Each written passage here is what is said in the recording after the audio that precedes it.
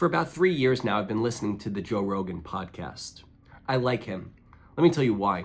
First, it's for people who don't like politics. It's for people who don't follow politics, and it's not necessarily just about politics.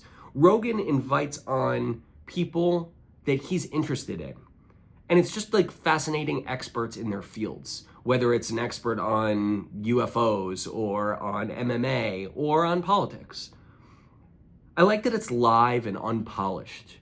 So whatever you see there is what the people say. There's no editing. It's just live discourse. I like that it's long form. It's usually like 3 hours.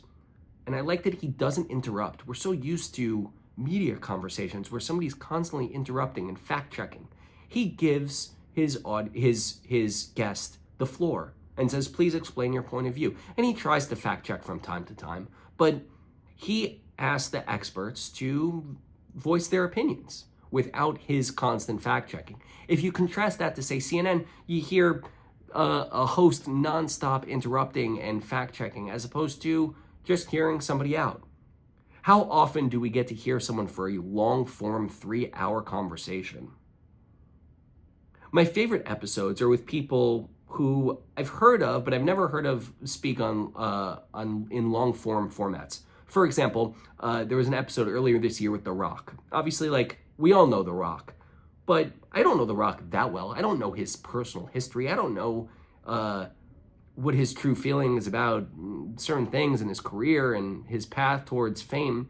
And so I got to hear 3 hours of him, and I listened to it on my commute to work, and so it's kind of dead time. And so I like that I could hear this guy's point of view over a long period of time. And after 3 hours of listening to him, I feel like I kind of know what this famous guy is all about.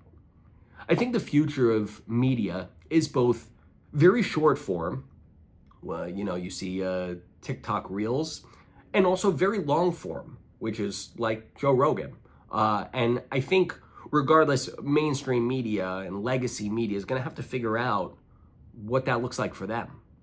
But I know Joe Rogan had a huge impact on this past election in a way that, does not align with my political interests. But I do think it's interesting that that people like him are going to start to be more prominent in the conversation.